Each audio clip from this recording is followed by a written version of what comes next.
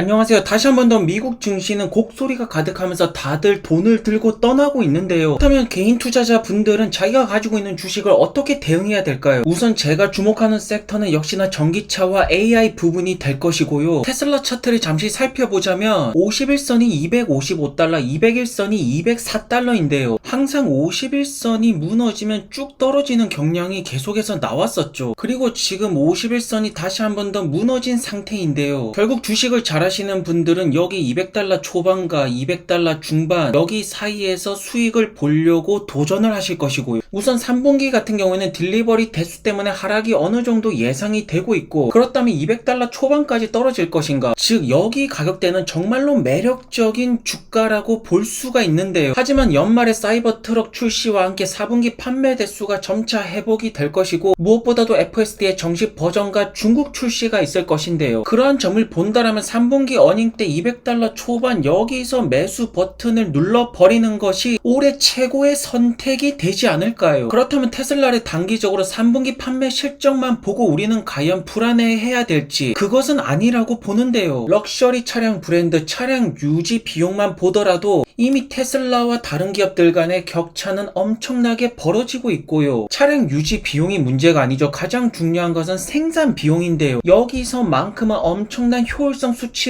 보여주는 것이 테슬라의 수직 통합 시스템이 아닐까요? 그렇기 때문에 차만 본다라면 750빌리언의 시가총액, 여기에 FSD 정식 버전이 출시가 되면서 5트릴리언으로 가버리는 것이고, 로보택시가 추가가 된다라면 10트릴리언, 여기에 에너지까지 추가가 되고, 최근에 이제 봇 보셨죠? 테슬라 봇이 막 움직이기 시작하고 있잖아요. 이러한 점을 본다라면 3분기에 어떠한 딜리버리 대수가 나오더라도 충분히 올인할 가치가 있는 것이 테슬라가 아닐까요? 최근에 확실하게 테슬라 뉴스로 도배가 되고 있는 것은 로봇 부분인데요. 지금 계속되는 성장 동력을 보여주고 있죠. 물론 FSD에 대해서는 여러가지 의견들이 있는데요. 개인적으로 이것을 좋게 보시는 분들도 있고 비판하시는 분들도 계시는데요. 하지만 중요한 팩트는 테슬라의 소프트웨어는 계속해서 진화를 거듭해서 하고 있고요. 계속되는 진화를 보여준다라면 최종 목적지는 당연하게도 자율주행 로봇택시로 이어지면서 새로운 마진을 발생할 수 있게 되고요. 최근에 뉴스를 살펴보시면 테슬라가 풀어야 될 과제가 5가지나 된다라고 하는데, 미국과 중국에 대한 의존도를 어떻게 줄여나갈 수가 있죠? 현재 전기차 시장의 1등이 중국이고, 중국에서 로컬라이제이션을 하려면 중국 부품을 쓸 수밖에 없고요. 중국 시장에서 판매량이 떨어지면 글로벌 전기차 시장에서 밀릴 수밖에 없는데요. 현재 전기차 기업들에게 가장 중요한 시장은 중국이고요. 하지만 테슬라의 주가는 떨어질 것이다. 이유는 중국 때문이라고 하는데요. 중국이 경기 침체로 돌아가고 부동산 버블이 터진다라면 이러한 매크로적인 부분은 아무래도 테슬라에게 안 좋은 영향을 끼칠 수도 있겠지만 전체적인 전기차 기업들에게 악영향으로 적용이 될 것이고요. 모델 라인업 같은 경우에는 계속해서 증명을 해내고 있고요. 내부 관료주의, 유연성, 일론 머스크 형이 이런 것들 굉장히 싫어하죠. 그리고 새로운 시장 모색 같은 경우에는 지금 엄청나게도 많은 국가에서 테슬라를 원하고 있잖아요. 지금 태국뿐만 아니라 인도네시아, 인도, 유럽 국가를 비롯해서 확실하게 테슬라가 대세라고 말씀을 드릴 수가 있고요. 이번 미국의 파업의 최종 승자가 테슬라가 아닌 토요타라고 하는데, 토요타는 계속해서 테슬라 대항마를 내놓겠다라고 말하고 있죠. 하지만 토요타는 작년에 전기차 3만 대도 못 팔았고요. 지금 격차는 엄청나게 벌어진 상태죠. 그리고 지금 고금리 때문에 고가 차량들이 안 팔리는데 테슬라는 가격 인하 전략을 통해서 이것이 가능한 이유는 그런 시스템을 갖추었기 때문이고요. 테슬라는 계속해서 확장을 하고 있습니다. 그리고 팔란티어 같은 경우에는 작년에 201선 밑에서 계속해서 빌빌 기었죠. 그러다가 본격적으로 흑자로 전환되는 모습이 나오면서 돈을 벌기 시작하면서 올해 엄청난 급등을 보여줬는데요. 지금 21선이 15달러, 201선이 11.2달러인데요. 우선 51선이 바로 깨졌다라고 말하기는 애매한 것이, 최근에 계속해서 이 구간을 왔다 갔다 반복을 하고 있죠. 3분기 어닝 전까지 충분히 여기 이 구간에서 왔다 갔다 하지 않을까. 물론 파월형의 발언에 따라서 나스닥이 확 밀리기 시작한다라면 여기서 더 떨어질 가능성도 있는데요. 하지만 가장 중요한 것은 3, 4분기 연속 흑자를 증명해낸다라면 AI 빅테크의 주가 흐름만 어느 정도 받쳐준다라면 S&P 500 편입이 충분히 가능할 것이고요. 그리고 이 모든 것들이 이루어지려면 파트너 추가 계약이 나와야 되는데 지금 나오고 있잖아요. 사실 S&P 500 편입만 된다라면 평단가가 11달러나 13달러나 15달러나 그렇게 차이가 있을까요? 가장 중요한 것은 물량이 될 것이고요. 물량만 많으면 한 10%만 먹어도 엄청난 수익이 되는 것이고, 물량이 적으면 30% 먹어도 얼마 안 되죠. 우선 공매도 비율 같은 경우에는 그렇게 많지도 적지도 않은 것 같고, 다만 팔란티어의 고질적인 문제점이 내부자 매도인데요. 조금 오르려고 하면 계속해서 내부자들이 팔고 있죠. 하지만 팔란티어의 기술적인 가치는 굉장히 높고요. 레드 부시를 비롯해서 테슬라를 분리시하는 분들이 팔란티어를 굉장히 긍정적으로 바라보는데요. 그만큼 팔란티어의 기술적인 가치를 굉장히 높게 평가를 하고 있다라는 것이고요. 물론 수많은 AI 기업들이 있고 팔란티어가 좋을까요? 엔비디아가 좋을까요? 둘 다 굉장히 매력적인 기업이지만 저는 개인적으로 팔란티어 쪽으로 기울어지고 있고요. 그래서 보시는 것처럼 팔란티어를 매도하는 기관들도 있고 팔란티어를 매수하는 기관들도 있는데요. 현재 팔란티어 주가 1달러,